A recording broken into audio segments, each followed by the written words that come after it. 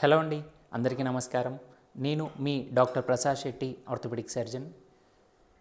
ఈ మధ్య కాలంలో చాలామంది యంగ్ ఉన్న వాళ్ళలో కూడా మెడ నొప్పి, నడుము నొప్పి అని రావడం జరుగుతుంది. మెడ నొప్పి, నడుము నొప్పి రావడానికి చాలా కారణాలు ఉన్నాయి.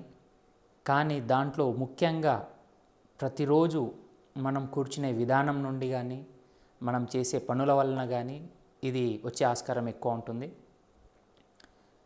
ఎక్కడైనా మనం ఏదైనా వర్క్ చేస్తున్నా, కాలేజీలో ఉన్నా, స్కూల్లో ఉన్నా, ఆఫీస్లో ఉన్నా, మనం కూర్చోవడం, మన నడుము అనేది స్ట్రైట్గా ఉండాలి.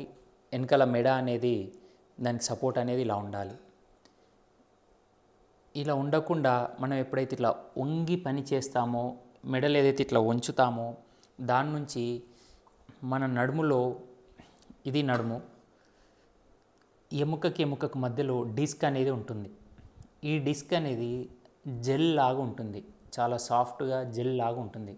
సో ఎప్పుడైతే మనం ఇలా ముందరికి వంగుతామో, ఈ జెల్ అనేది దాంట్లో ప్రెషర్ ఇంక్రీజ్ అయ్యి వెనకలకు వచ్చే ఆస్కారం ఉంటుంది. వెనకలకు వచ్చి ఎల్లోగా ఏదైతే కనిపిస్తున్నాయో ఇక్కడ, ఇవి నరాలన్నమాట.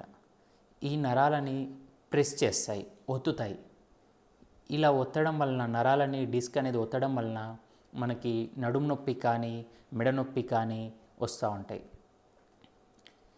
అందువలన ఇది రాకుండా ఉండాలి, నడుము నొప్పి, మెడ నొప్పి రాకుండా ఉండాలి యంగ్ ఉన్న వాళ్ళలో అంటే, ప్రతిరోజు మనం ఎక్కడ కూర్చున్నా స్ట్రైట్గా కూర్చోవాలి.